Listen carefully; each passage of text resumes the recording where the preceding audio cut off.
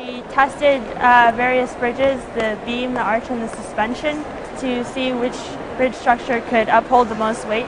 Creative. We thought the modern windmill would work the best. Curious. We were up till 7 working on the project. We are going to state. Competitive.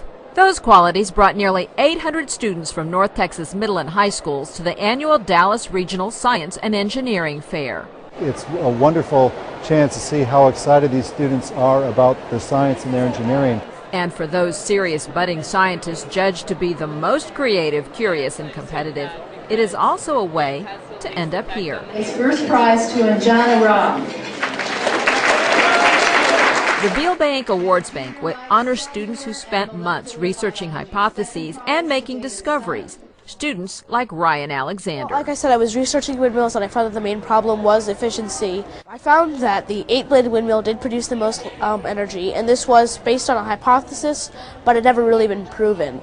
Ryan won the grand prize in the junior physical division. It's also given me an look about how physics and math and all that is really connected with the real world, and how the world really depends on this stuff, and it's not just stuff you learn in a classroom. The fair and the banquet are learning experiences for students, but for the event sponsors, and the rest of us too, they are investments in the future. So it's going to have impact across the nation and perhaps across the world, because some of what these students come up with will not just be a local, have local impact. These kids possibly could be our future engineers designing new hybrids and new technology. The banquet also exposes students, sometimes for the first time, to a university campus, SMU.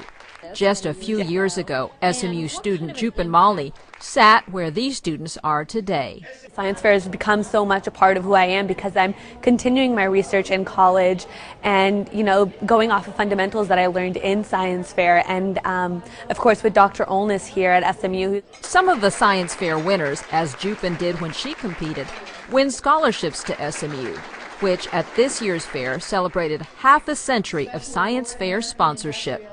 We've been a proud sponsor of the Dallas Regional Science and Engineering Fair since its inception 50 years ago. And through the support of our fellow fair sponsors, your imagination is encouraged to take flight. During the banquet, science fair winners get inspiration from SMU grad student Charles Taylor, who won $1 million competing with 2 fellow students on NBC's Treasure Hunters. Congratulations.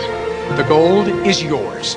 A reality program that required contestants to put their creativity, curiosity, and competitive spirit to the test. That background that you are gaining, and that you obviously have if you've gotten this far, that background that you have in science and engineering will help you proceed in life in ways that you can't even begin to imagine.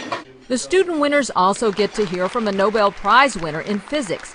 Russell Hulse gives students a special lecture on how he helped discover the first binary pulsar, considered one of the 20th century's most important scientific discoveries.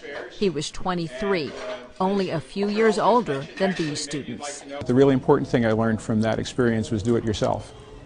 And as I mentioned in my remarks earlier, it connects to this going outside your comfort zone, and it relates back to project-based learning. Developing the mindset and the personal skills that let you work on and be successful at things that you weren't necessarily taught how to do. You figure out how to do it yourself, with help of other people, of course.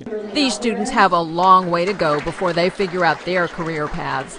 And yet the science fair and the awards banquet have helped them take the first steps toward a career that could change the world. And it's stuff that can help the world with its problems and help you survive in the world. And so it's given me a better understanding of why I want to continue with science. Ana Martinez for SMU News.